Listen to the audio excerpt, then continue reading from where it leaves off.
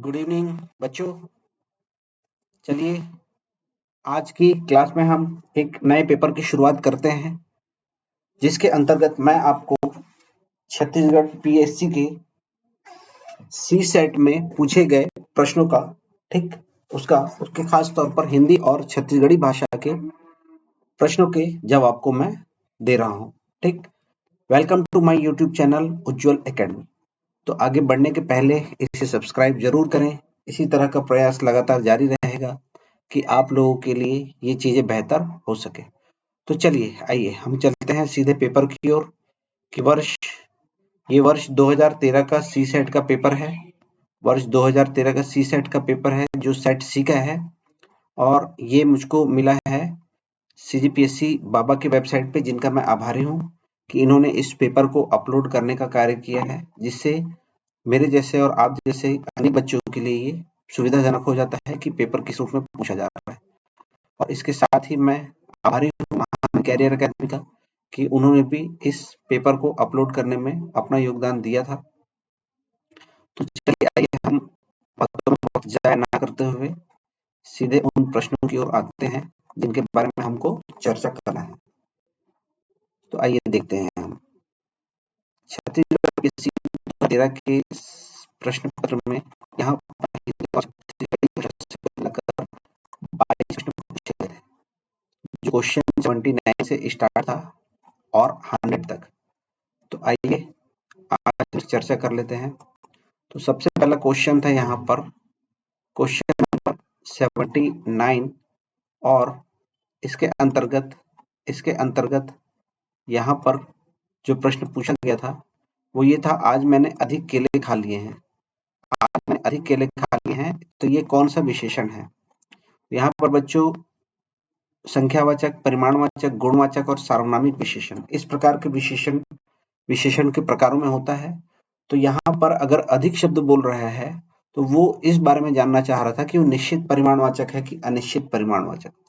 तो अधिक बोलने से क्या हो गया था, ये परिमाणवाचक। अगर यहाँ पर संख्या के रूप में रहता किलो या उसके रूप में, तो वो क्या हो जाता फिर आपका निश्चित परिमाणवाचक। संख्या के अंतर्गत ठीक परिमाण का अंतर्गत उन चीजों को रखा जाता है जिनकी मापतौल सम है, जैसे चावल, दाल, दूध, केला। जबकि संख्यावाचक विशेषण में जो संख्या के रूप में मापे जाते हैं, जैसे 5 मोबाइल, 4 मोबाइल, ठीक है, वो निश्चित संख्यावाचक। जबकि कुछ बच्चे, है ना, ये सारे बच्चे, वो संख्यावाचक हो जाता, अनिश्चित संख्यावाचक। तो वैसे ही परिमाणवाचक के अंतर्गत जो रहेगा, मैंने अधिक केले खा लिए हैं, ये रहेगा। फिर प्रश्न 80 में है, इसमें से शुद्ध वाक्य छांटिए। प्रश्न क्रमांक 80 में था, इसमें से हमको शुद्ध वाक्य छांटना था, जो कि है 80 का आंसर जो है, रेखा ने भोजन कर ली है, रेखा भोजन कर ली है, रेखा भोजन कर ली, रेखा भोजन किया, रेखा ने भोजन किया है। तो इसका सही आंसर आया था बच्चों, रेखा ने भोजन किया है।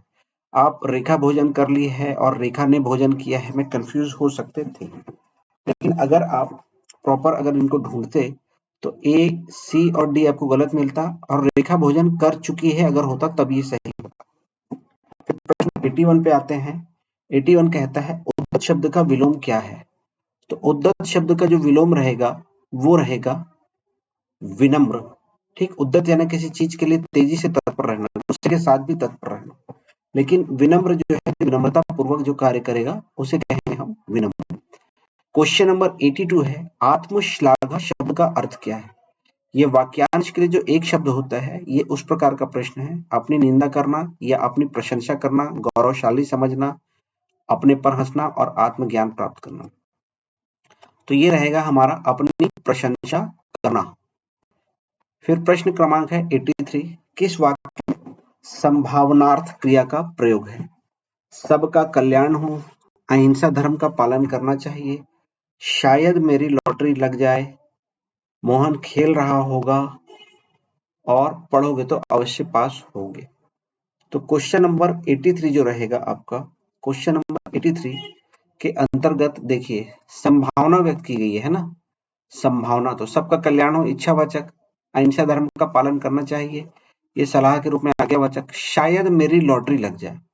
यहाँ पर शायद मेरी लॉटरी लग जाए जो पूछा गया है, ये इसका आंसर है कि इसमें संभावना व्यक्त की गई है ना, संभावना। और मोहन खेल रहा होगा, ये एक अलग वाक्य हो गया, पढ़ोगे तो अवश्य पास हो जाओगे, ये संकेतवाचक हो जाएगा, है ना, condition based sentence. Question number 84, ऐसन बात काबर करत हो का अर्थ क्या है? तो ऐसी बात क्यों करते हो, ठीक है, कहाँ करते हैं नहीं, कब करते हैं नहीं, बल्कि क्यों नहीं करते, बल्कि क्या रहेगा, काबर करते हो, है ना, क्यों ऐसी बात कर रहे हो, ये इसका आंसर है क्वेश्चन नंबर 84 का। फिर निम्न शब्द में, निम्न वाक्य में बहुवचन रूप कौन सा है?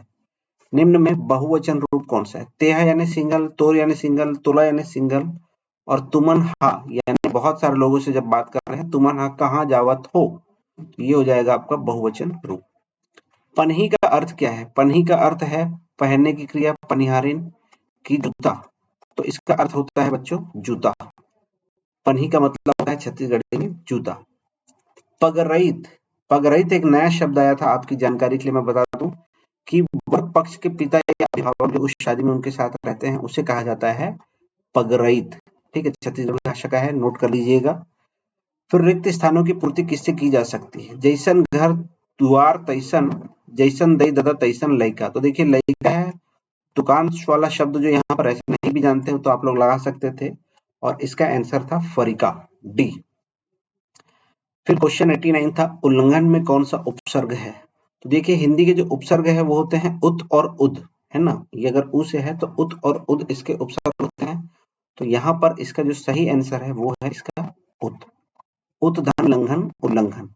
तो इस चैप्टर में, उपसर्ग के चैप्टर में त जब ल से मिलता है आधा त, तो वो क्या बन जाता है, ल बन जाता है, आधा ल बन जाता है, तो वो उत्लंघन उल्लंघन हो जाता है।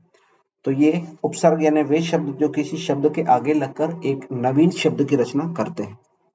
साहित्यिक में कौन सा प्रत्यय है? देखिए साहित्यिक में प्रत्यय, प्रत्यय अर्थात वो शब्द जो किसी शब्द के पीछे लगकर, जो किसी शब्द के पीछे लगकर एक नए शब्द का निर्माण करते हैं।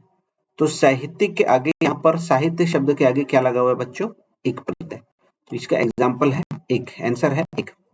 फिर पंचामृत, पांच अमृत, पांच अमृत, ये किसका एग्जाम्पल हो जाएगा? हमारे पास सीधे सीधे संख्या दिख रहा है, आप आंख मूंद के इसको द्विगु लगा सकते हैं जब तक कोई वो बहुब्रीही समास के रूप में कोई दूसरा नाम ना दिखे, ठीक है, बहुब्रीही हो सकता था, जैसे कि चतुरानन, चार आनन है जिसके, वहां पर संख्या है चतुरानन, लेकिन उसका मीनिंग एक्चुअल होता है भगवान ब्रह्मा।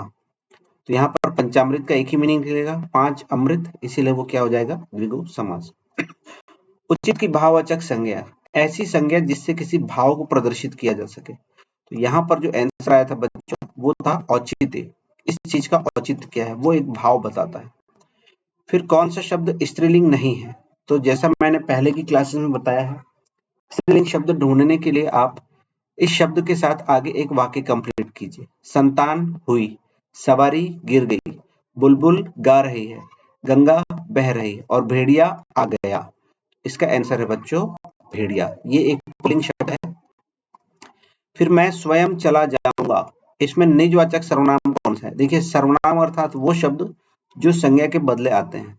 तो यहाँ पर एक सर्वनाम है मैं और दूसरा सर्वनाम है स्वयं, जबकि चला आऊंगा ये क्रिया है इसके अंतर्गत। तो मैं या स्वयं, इन दोनों में तो खुद के लिए प्रयोग होने वाला सर्वनाम को क्या कहा जाता है? निजवाचक सर्वनाम। यहाँ आंसर क्या है? स्वयं। फिर क्वेश्चन 95 है छक्के छुड़ाना। छक्के छुड़ाना मुहावरे का क्या अर्थ है? तो छक्के छुड़ाना मुहावरे का अर्थ होता है पराजित करना, है ना, अच्छे तरीके से पराजित करना। जैसा इस वर्ल्ड कप में भारतीय टीम लगातार विरोधी टीमों के छक्के छुड़ा रही थी। निषेधात्मक शब्द अर्थात वो शब्द जो किसी कार्य को करने से रोकता है। तो पार, डार, बर, झन, तो एक आमला झन कर, ये हो जाएगा आपका निषेधात्मक शब्द। फिर क्वेश्चन 97 है डांड देना। डांड देना का अर्थ होता है, डांड देना का अर्थ होता है जुर्माना देना। डांड देना का अर्थ होता है, छत्तीसगढ़ी कहावत है ये, इसका मीनिंग होता है जुर्माना देना, ना कि आवाज लगाना, रेखा खींचना, ऐलान करना नहीं, बल्कि जुर्माना देना। फिर खोतली, खोतली छत्तीसगढ़ी भाषा में आप अपना वर्ड पावर को मजबूत कीजिए। खोतली शब्द होता है नारियल का जो कड़ा छिलका जो होता है उसको हम कहते हैं खोतली, खोतली। और कौन सा युग्म असंगत है? क्वेश्चन 99 पूछता है कौन सा युग्म असंगत है? तो धुर्रा यानी धूल होता है, रापा यानी फावड़ा होता है, फरिया यानी थाली नहीं होता, फरिया यानी होता है कपड़ा, इसीलिए हमारा आंसर क्या है? सी में हमको आंसर मिल गया। लबारी यानी झूठ होता है।